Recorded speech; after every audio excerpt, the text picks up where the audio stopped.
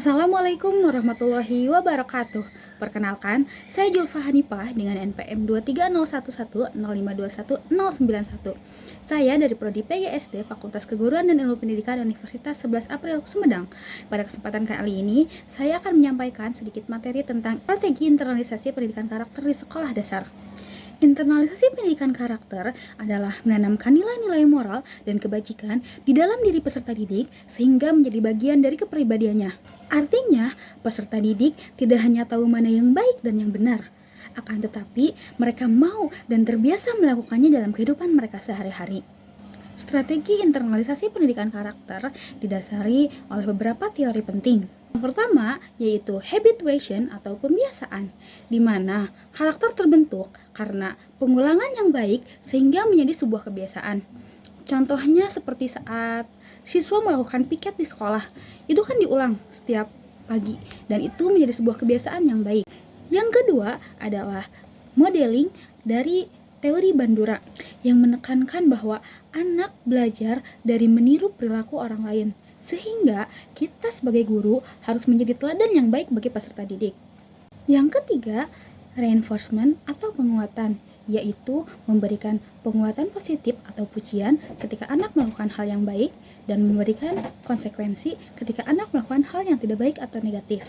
Yang keempat, teori moral reasoning dari Kohlberg yang menjelaskan bahwa anak belajar moral melalui diskusi dan refleksi tentang dilema moral. Dan yang terakhir, teori pendekatan ekologis yang menekankan pentingnya keselarasan antara sekolah, rumah, dan masyarakat sehingga nilai-nilai karakter dapat tertanam secara konsisten. Ada beberapa prinsip penting dalam pelaksanaan internalisasi pendidikan karakter. Yang pertama, kontekstual dan sederhana. Yang mana nilai-nilai yang disampaikan harus sesuai dengan bahasa anak dan contoh juga harus sesuai dengan usia seorang anak. Yang kedua, konsisten, yaitu nilai-nilai yang diajarkan harus sejalan antara guru dan orang tua. Yang ketiga, berulang dan berbasis praktik. Bukan hanya diajarkan sesekali, akan tetapi berulang dan terus-menerus. Yang keempat, positif dan bermakna. Lebih menekankan pada hal yang baik yang perlu dilakukan daripada sekedar larangan. Yang kelima, partisipasif. Anak dilibatkan untuk membuat aturan dan melakukan refleksi nilai bersama-sama. Dan yang terakhir yaitu terukur. Artinya, perilaku positif siswa dapat diamati dan dinilai secara konkret. Ada beberapa strategi dan teknik yang dapat kita terapkan di sekolah dasar. Yang pertama, habit formation atau pembiasaan, seperti berdoa, piket, atau salam sebelum memulai pembelajaran. Yang kedua, keteladanan guru. Guru harus menunjukkan sikap yang sopan, jujur, disiplin yang bisa diikuti oleh peserta didik. Yang ketiga, penguatan positif dan token ekonomi, seperti pemberian bintang karakter atau poin kebaikan. Yang keempat, project dan service learning. Pembelajaran dilakukan dengan melakukan kerja bakti atau bakti sosial dengan masyarakat. Diskusi dilema moral atau circle time, yaitu membahas situasi yang membuat siswa berpikir tentang nilai-nilai moral. Selanjutnya, integrasi nilai dalam pembelajaran.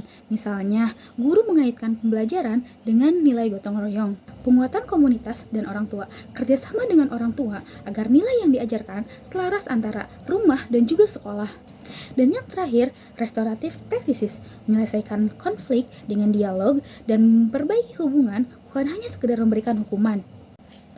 Dari apa yang sudah saya sampaikan, dapat disimpulkan bahwa internalisasi pendidikan karakter adalah proses yang menyeluruh dan melibatkan semua pihak, yang harus dilakukan secara berkelanjutan dan konsisten, agar nilai-nilai karakter benar-benar menjadi bagian dari kepribadian siswa.